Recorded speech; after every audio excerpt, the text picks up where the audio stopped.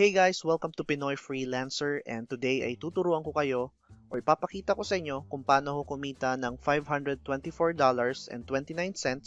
within 21 days using Facebook.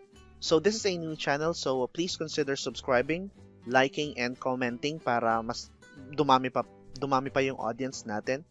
And this is going to be a step-by-step guide from creating a page, growing your followers, and also tuturuan ko din kayo kung paano mag-edit ng videos na i-upload na magiging content ng inyong Facebook page. Okay? So ipapakita ko sa inyo na today is just the 21st of March. So i-refresh ko tong Google. So ayan. So March 21st, 2020. And this is not 30 days. Again, nakalagay lang this month, pero it's actually from the 1st of March to the 21st, which is the day today. Pero kasi yung time zone ko is Pacific time. So yung 21st, the whole profit for Saturday is hindi pa nagre-reflect. Okay, so update natin ulit.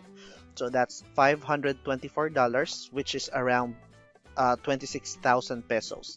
So this is just a month-old page since approval sa monetization.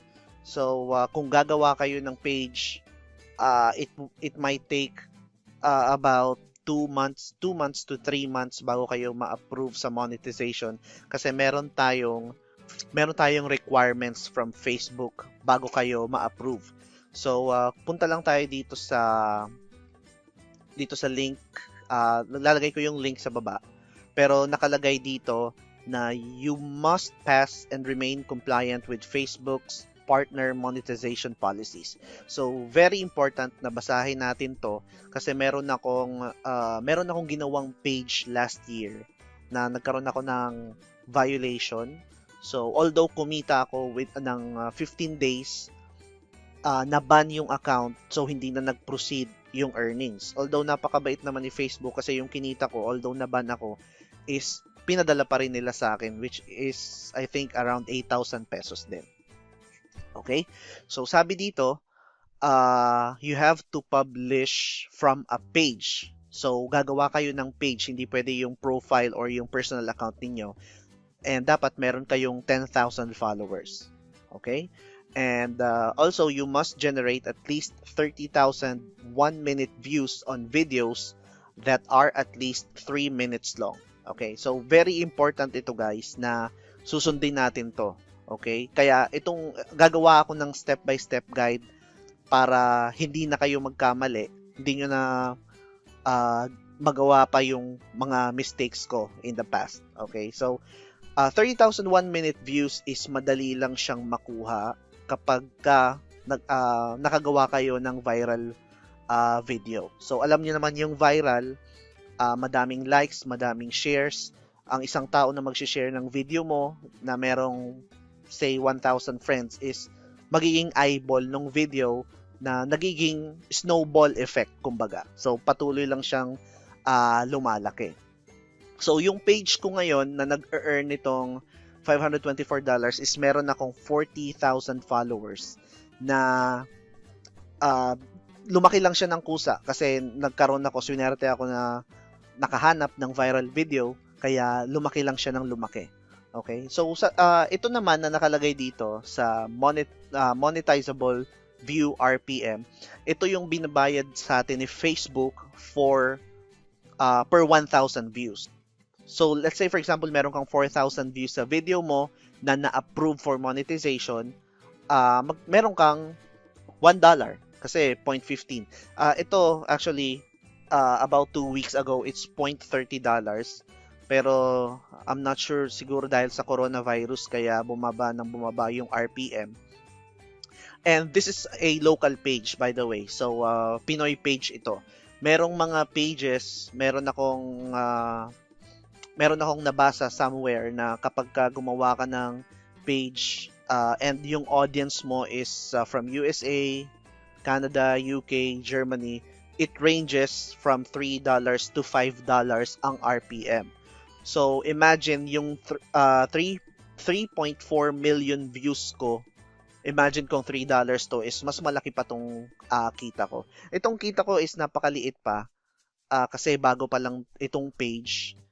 And merong mga Pinoy na kumikita ng di hamak na mas malaki. Merong mga $3,000 per month, $4,000, which is about around 200,000 pesos.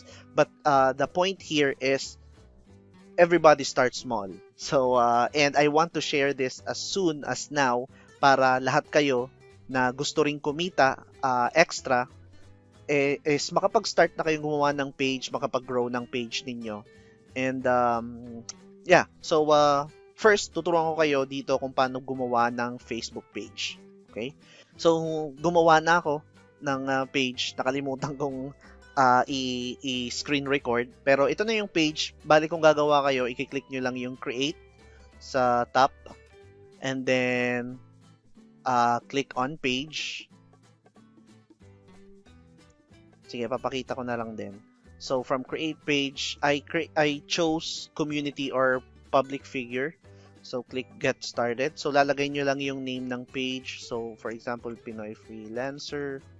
Tapos, yung category, magta-type kayo first before lumabas yung drop down. So, yung sa akin, I think pinili ko is entrepreneur. So, entrepreneur, and then I click continue. Pero hindi ko na i-continue to kasi meron na akong page. Tapos, mag-a-ask ito na mag-upload kayo ng profile picture as well as yung timeline photos, which is ito yung profile picture. Alam nyo na to. And then, ito naman yung timeline photo. Okay? So, once nagawa nyo na yung page, punta kayo sa settings. And, punta kayo sa templates and tabs. And then, pipili natin yung video na template kasi yung standard nga. Yung default is standard. So, click nyo yung edit and then scroll down.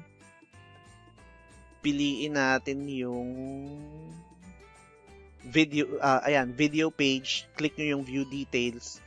Scroll down ulit and then apply template. So, may, the live videos, shop tabs will be visible and click nyo lang yung okay. Okay, so ayan, make sure na yung template ng page ninyo is naka-videos. Okay?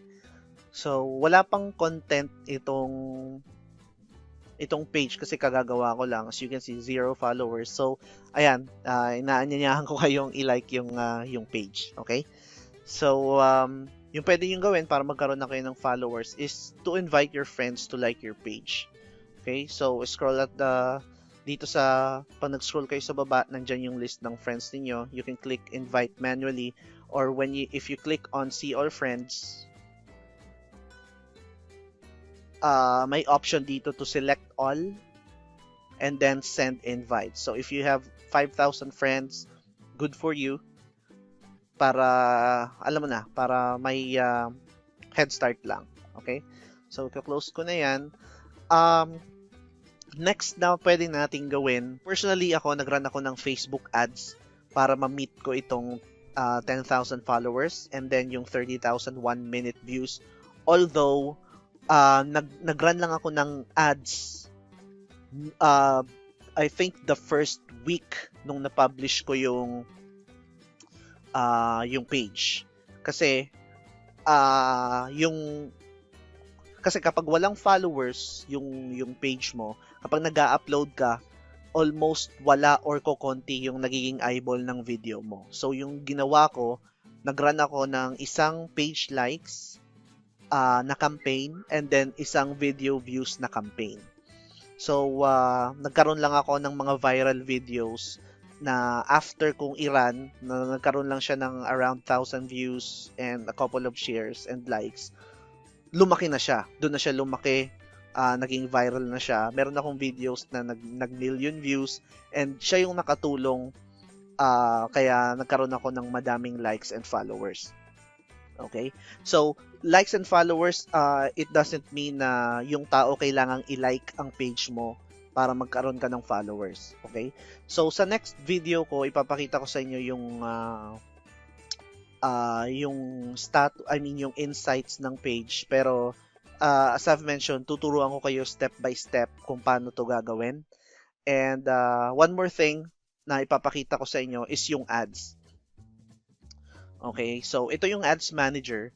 Madali lang gumawa ng business account. So, punta lang kayo sa business.facebook.com while naka-login kayo sa personal account ninyo. And just follow the prompt, next lang yan. And then, magkakaroon na kayo ng sarili ninyong business manager. So, mas maganda yung business manager kaysa sa yung boost post. Kasi yung boost post, hindi ko siya ginamit before, pero very limited yung ano niya. Kumbaga, yung targeting, and then, mas maganda na sa business manager ka kasi magkakaroon ka ng chance gumawa ng custom audience, look-alike audience. I-explain ko lahat ito sa following videos. Pero, in short, yung look-alike audience is group siya ng audience from the data na na-collect mo before. So, let's say, for example, meron kang 10,000 video views na binayaran mo, meron kang 10,000 people na nanood ng up to 95% ng videos mo, pwede kang gumawa ng another 100,000 people, almost 1 million people from that data. So, instead na magra-run ka ng ads sa mga taong baka hindi naman manood, pwede ka nang mag-run ng ads targeting people that are more likely to finish or to complete watching your 3-minute video. Okay? So, ito yung isang example ng ad na ni-run ko. As you can see, I spent 210 pesos kasi ito is about I think 50 pesos per day. Ayan, 52 pesos per day. Meron tayong 15,000 through plays. So, ang through plays po is 15-second play. But it doesn't mean na 15 seconds lang pinanood ng audience ko ang video. Ito lang yung parang metrics lang. Kumbaga, data lang ni Facebook na telling you na, kumbaga, yung binabayaran natin dito, sorry. Hindi ko ma-explain. Kumbaga, yung binabayaran natin per 15-second view is 0.01. So, sobrang mura, napakamura. Kaya kung mapapansin nyo, yung true plays ko is 15,000 views for 210 pesos. So, if I click dito sa performance, ilagay natin engagement. So, kung mapapansin nyo, post reaction, ito yung mga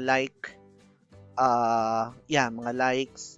Meron tayong 2,000 reaction, meron tayong post comments. Itong mga comments na to is tagging pa. So, kung mapapansin nyo, yung tag, kapag yung ibang tao, hindi lang isang tao yung tinatag. So, yung tinatag, kumbaga binayaran ko sila na panoorin yung video ko, pero nagdadala din sila ng tao for free para sa akin. So, yung mga taong tinag nila or yung mga taong nanood ng video nung shinare nila is free na yon, hindi ko na yon binayaran. So, ito yung power ng ads kasi mas madaling dumami talaga yung taong manunood and magla-like ng videos mo. Okay, so kung mapapansin mo, 611 post shares. So, kahit ako, okay lang sa akin magbayad ng piso per share. Pero, kung mapapansin nyo, 611 shares sa 200 pesos na binayad ko is not bad. Diba? So, ang kinaganda nito, ang audience ko dito is yung yung look-alike audience na sinabi ko sa inyo. So, ipapakita ko lang. Scroll down ko para may idea lang kayo. Ayan. So, sabi dito, ang pangalan ng audience ko is look-alike Philippines 1% who watched 95% of my funny video. So, suggest ko lang, mas mabilis mag-viral ang something na nag-trigger ng emotion ng audience. So, either nakakagalit, either nakakatuwa, nakakalungkot, yung mga ganyan is mabilis siyang mag-viral. Okay? So, siguro mga next videos, sa mga susunod na videos ko, ituturo sa inyo in-depth yung kung paano gumawa ng Facebook campaign. For this lang, bali pahapyaw lang lahat para maintindihan nyo lang kung paano. So, again, gagawa tayo ng Facebook page. I-hit natin itong 10,000 followers and 30,000 1-minute views by running ads. And sorry, kung wala kayong budget to run ads, okay lang din ang mag-likes. Sorry. Okay lang din mag-ask ng friend to like your page. But you cannot spam groups or pages. Hindi pwede 'yon kasi makikita 'yun ni Facebook and mahihit kayo, matatag kayo nung ano nga yung tawag doon sa violation na 'yon. Engagement, nakalimutan ko, pero meron akong mga kakilala na nagkaroon ng na ban dahil sa pag-i-spam ng mga pages and groups. So, pasensya na kung napakahaba ng video. Gusto ko lang maintindihan nyo kung ano yung gagawin natin. And I promise to create more videos para step by step guide. Gagawa rin ako ng instructions or tutorial kung paano gumawa ng logo, itong timeline photo ninyo, and then kung paano mag-edit ng videos, kung ano yung mga niche na pwede ninyong gawin. And just make sure to subscribe and click the notification bell icon para updated kayo kapag ni-release ko yung susunod na videos. Also, you can comment down below pala kung ano yung gusto nyong matutunan first para doon na lang ako magbe-base ng mga next videos na gagawin ko. Ayan, again, thank you so much for watching and see you sa next video.